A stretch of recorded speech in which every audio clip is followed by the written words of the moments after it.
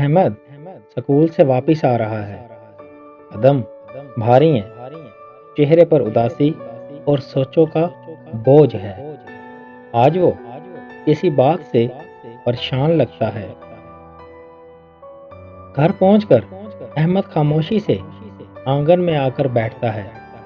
اس کے چہرے پر سوالات ہیں مگر زبان خاموش ہے۔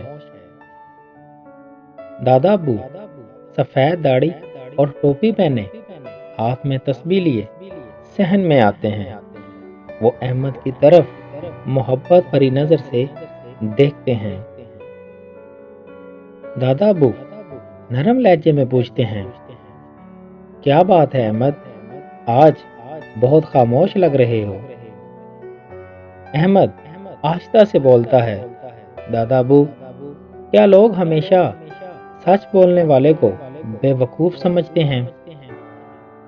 دادا ابو مسکرا کر بولتے ہیں، نہیں بیٹا، سچ بولنے والا وہ ہوتا ہے جو اللہ سے ڈرتا ہے، لوگوں سے نہیں۔ احمد دھیان سے سنتا ہے، جیسے اسے کوئی خزانہ مل گیا ہو۔ کچھ دیر بعد احمد پھر پوچھتا ہے، دادا ابو اچھے لوگ ہمیشہ مشکل میں کیوں رہتے ہیں؟ دادا ابو آسمان کی طرف دیکھ کر بولتے ہیں، بیٹا، درخت جتنا اونچا ہوتا ہے ہوا بھی اتنی ہی تیز لگتی ہے۔ احمد کی آنکھوں میں چمک آتی ہے، جیسے کوئی بات اس کے دل میں اتر رہی ہو۔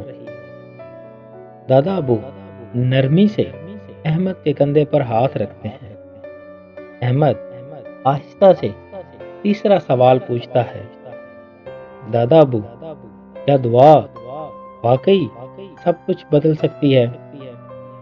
دادا ابو مسکرا کر بولتے ہیں، ہاں بیٹا، اگر دل سے مانگو تو دعا تقدیر کا رخ بھی موڑ دیتی ہے۔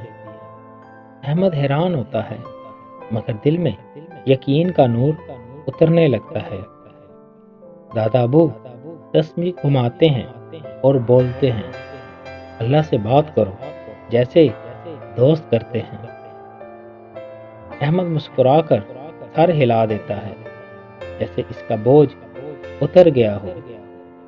دادا ابو احمد کے سر پر ہاتھ رکھتے ہیں، یاد رکھو، ایمان والے کا دل کبھی نہیں ٹوٹتا۔